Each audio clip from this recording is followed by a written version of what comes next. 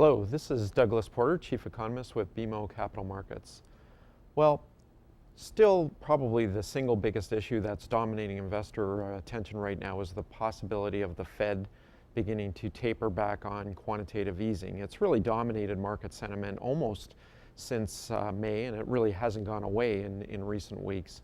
Now recently we saw the S&P 500 hit all-time highs in early August, but then it pulled back a little bit after a somewhat softer than expected U.S. employment report for the month of July, and also on renewed concerns that the Fed is still actively talking about beginning to taper again. Now our view remains that the Fed will indeed begin to taper in the month of October, and that they will announce that in the next FOMC meeting in September. And we think that that will really be done over 3 stages, where they will begin to taper in October. The next move will be at the start of 2014, and then they will basically begin to wrap up quantitative easing part 3 in April of 2014.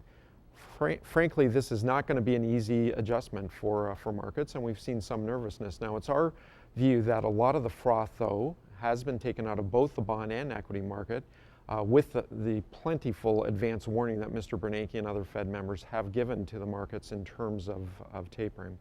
Now, the reason why we believe the Fed will begin to taper is, keep in mind, this was basically an emergency measure that was brought in about a year ago when employment was very weak. And even though the July employment report was a little bit below expectations at a gain of just a bit more than 160,000, you've got to put it in perspective that, you know, the Fed looks at these things in a cumulative way. In other words, they look at the total improvement in employment we've seen over the last year. And what we've seen is, on average, we've seen employment gains of about 200,000 per month, and that's almost exactly in the kind of zone that the Fed would like to see in a more typical recovery. In terms of the jobless rate, we've seen it come down from more than 8% when QE3 was first announced to 7.4% now. That's more than enough improvement from the Fed's perspective.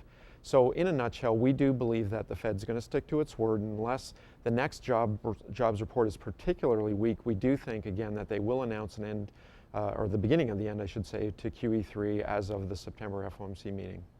That's the economic outlook in a nutshell. Thank you very much.